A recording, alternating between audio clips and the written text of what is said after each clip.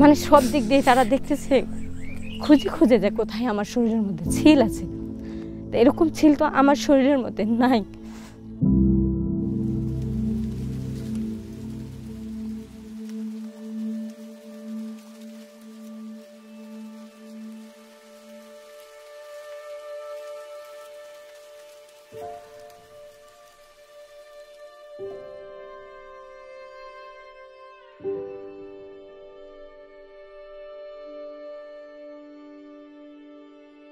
উনি যে আলাপগুলো করে, যে কথাবার্তাগুলো বলে, খুবই ভালো লাগে। আমি যে ঘর থেকে শুনি, আমার কাজের ক্ষেত্রেও হইলেও আমি কিন্তু শুনতে পাই কথাগুলো, খুবই ভালো লাগে যে কথাগুলো এত সুন্দর। পরে আমি আমার হাজব্যান্ডের সাথে শেয়ার করি যে আমি কি এই কথাগুলো শুনতে পাই না। তখন আমার হাজব্যান্ড বলল, হ্যাঁ শোনা যায়, তুমি শুনতে পারো।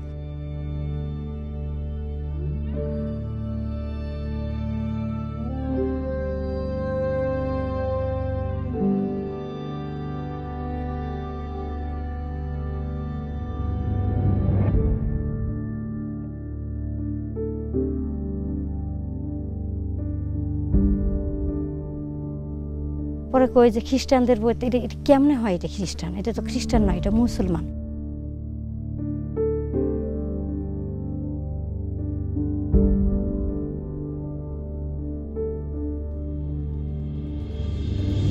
এই সত্যটা প্রকাশ করতে গিয়ে এমনি এমনি আমাদের খ্রিস্টান নাম বেশি উঠলো। কিন্তু তারপরে ধীরে ধীরে ধীরে ধীরে বুঝতে পারলাম যে এই তৌরুজ জব্বুর ইঞ্জিল অনুসরণ করলেই খ্রিস্টান বলা হয়।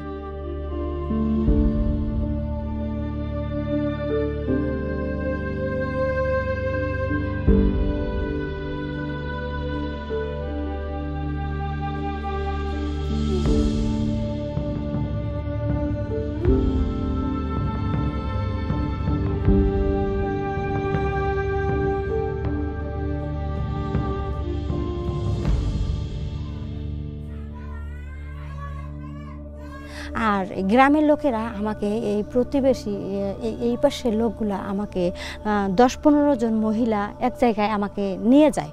নিয়ে যাওয়ার পর মনে করেন যে আমাকে যখন ডাকে, আমি তো কিছু বুঝতে পারি নাই যে তারা আমাকে ডাকলো। আমি জানি আমার এই কথাগুলো শোনার জন্যই ডাকলো।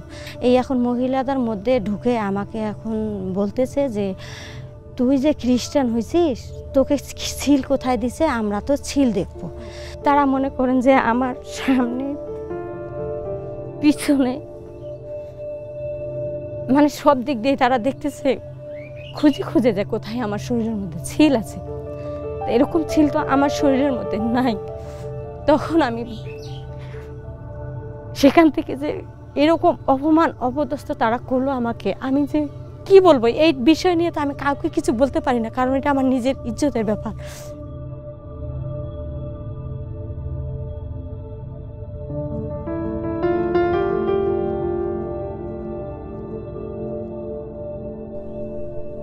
মানে ডেট করছিল, এমন একদিন ডেট করছিল যে অমুক দিন আমরা তার বাসায় গিয়ে আমরা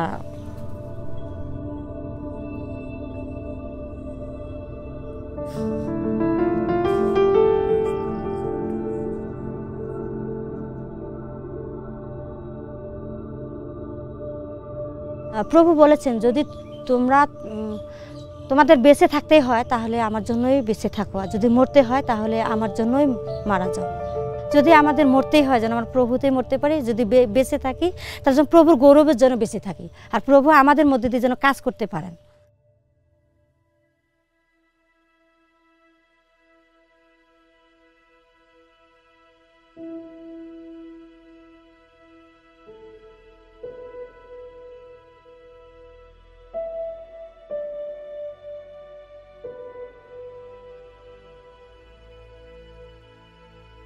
এটা নারীদেরকে নিয়ে করতে হয়, যে যেমন অনন্য আমরা যেমন মুসলিমদের মধ্যে যেমন কোনো নারীদের কোনো গুরুত্ব নাই, কিন্তু আমরা যারা ইসাইদের মধ্যে নারীদেরকে গুরুত্ব দেওয়া হয়।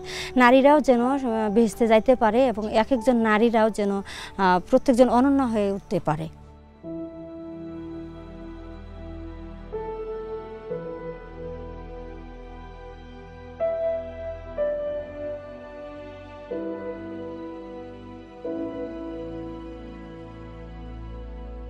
মাঝে মাঝে যখন নির্যাতন হয় তখন আমরা এই ঘরের মধ্যে যখন উপাসনা করি তখন ভয় হয়, টিনের ঘরে এটা যদি।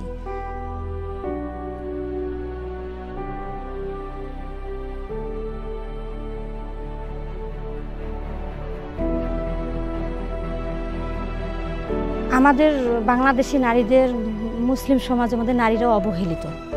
তারা যেন প্রভুকে জানতে পায়, তারা যেন বেহেশতে যাইতে পারে। আমরা যেমন জেনেছি এত নির্যাতন হওয়ার পরও আমরা প্রভুতে বিশ্বাস হয়ে স্থির আছি। প্রার্থনা করবেন আমরা যেন স্থির থাকি এবং আমাদের মধ্যে দিয়ে যেন অনেক নারীরাই পরিত্রাণ পায়।